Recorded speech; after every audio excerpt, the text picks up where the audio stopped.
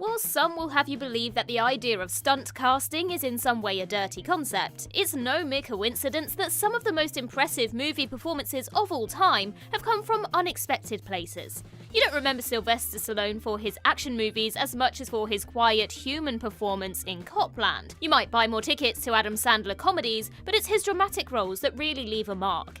Apparently. And that's why there's such a currency in making seemingly strange casting choices or encouraging actors to really let loose and embrace the extremes of their characters. It pays off particularly well when seemingly lovely actors get right into the gritty stuff, because the darkest characters are invariably the most interesting and the most lucrative for performers. So, with that in mind, I'm Ellie with Whatculture, here with Perfect Times Actors Went Incredibly Dark. Robin Williams, 1 hour photo. There's a tendency to believe that Robin Williams' film career was solely comedic, given his background as a stand-up, but after getting his start in an actual porn comedy anthology, Can I Do It Till I Need Glasses, and starring in the disastrous Popeye, it wasn't until he went more serious in 1987 with Good Morning Vietnam that he really broke out. And yes, he went far more comic in the wake of Aladdin, but he'd still made The Fisher King, Dead Poets Society and Awakenings before then, and had obvious dramatic chops. Even in spite of all those incredible titles though, nobody was quite prepared for how stunning he was as lonely psychopath Seymour Parrish in 1 hour photo. Chillingly one-tone in his dialogue, which was most disarming because of Williams' usual vocal flamboyance, Cy was a picture of slow-burning, not quite right creepiness. All restrained rage and violence, and Williams played him to haunting perfection. Do you also ever find yourself locked in the existential crisis of wanting to watch the 1985 classic Witness starring Harrison Ford and Kelly McGillis, but you don't know where to begin? Because same. Me from the future? You dummy. If you wanted to watch the 1985 classic Witness directed by Peter Weir, all you had to do was sign up to Paramount Plus using the link in the video description. This limited time offer means it's just $2.99 for 2 months. That's $5 off the Essential tier and $10 off Paramount Plus with Showtime, which includes shows like Twin Peaks and Dexter: Original Sin. Witness and Twin Peaks? Sounds like the perfect remedy for those cold winter nights we're having. I'm gonna go sign up right now and ignore this grave violation of the laws of time and space. Sounds like a plan. Leonardo DiCaprio, The Wolf of Wall Street. For all the misconceptions of him as just a romantic lead, Leonardo DiCaprio has always been more impressive in challenging roles that give him something to get his teeth into. And his turn as Jack in Titanic was very much a calculated diversion that elevated his profile, but which is in no way reflective of the rest of his career. To be fair though, it did take him a long time to fully embrace the darkness. Okay, sure, he did flirt with it, but for the most part, dark things happened to his characters rather than him orchestrating them. But that all changed in both Django Unchained, where he was outright detestable, and The Wolf of Wall Street.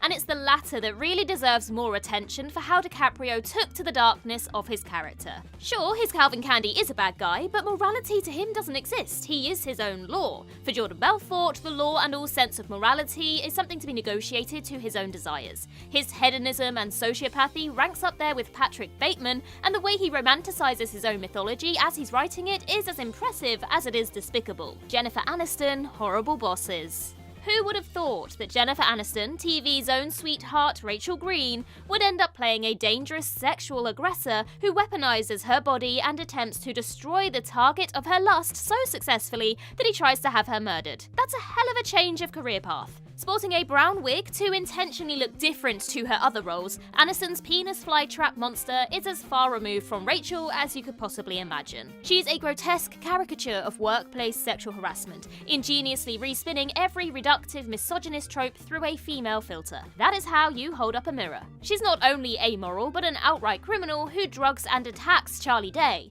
and yet hers is arguably the most lauded performance in the entire film. Topher Grace, Predators. Topher Grace already had some precedent with playing dark characters off the back of playing Eddie Brock in Spider-Man 3. Unfortunately, because that character was a bolt-on and in no way properly conceived, he was also pretty mediocre.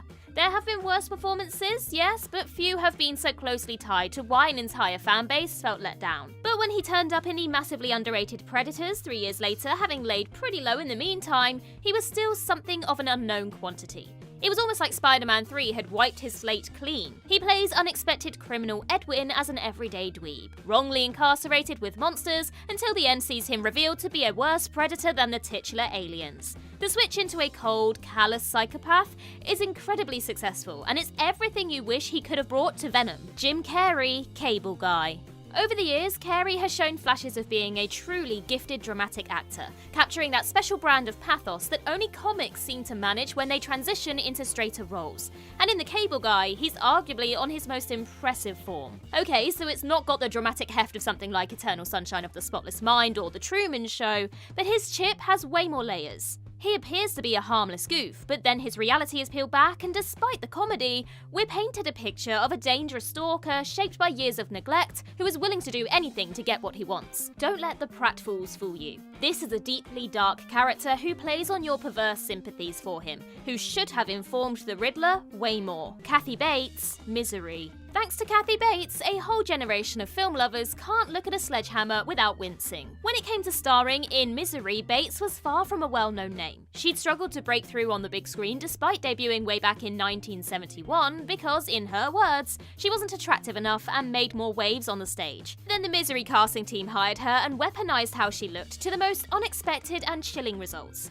Bates' Annie Wilkes is homely looking and comforting, the kind of face you'd absolutely want to greet you after a serious car accident. She seems gentle and amicable, excited to meet her favourite author but most concerned to nurse him back to health. And then the facade is peeled back brutally and you see the real face of the monster. She's a serial killer with multiple victims to her name, including 11 babies, whose intent for him was always nefarious. And Bates' flip from homely to fiery is precisely why it's still her most defining performance. Macaulay Culkin, the good son.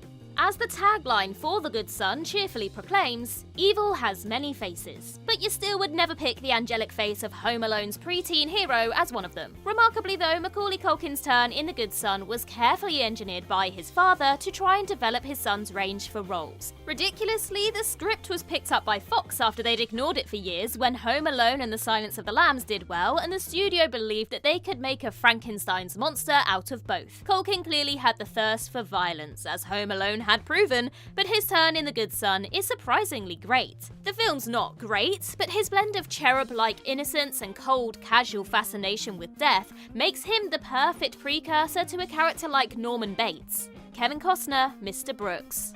Kevin Costner has always been one of those dependably sympathetic heroes, the kind you want to see reconnect with the ghost of his father, or to recapture his lost sporting excellence, or to not needlessly kill himself in a tornado to turn his son into Superman. He boasts this sort of intangible fatherly essence that makes him delightfully relatable, like Tom Hanks. But with Mr. Brooks, Costner swung to the dark side, and while the film was largely overlooked, Costner's Earl Brooks is a genius creation. He's a normal, everyday guy, respected in his community and the head of a loving family who just so happens to be a serial killer who keeps bloody souvenirs. Like Dexter, if he was a proper family man. The role plays on every other pillar of his career, using the audience's expectations against them, and it's all surprisingly effective. Emma Watson, The Bling Ring.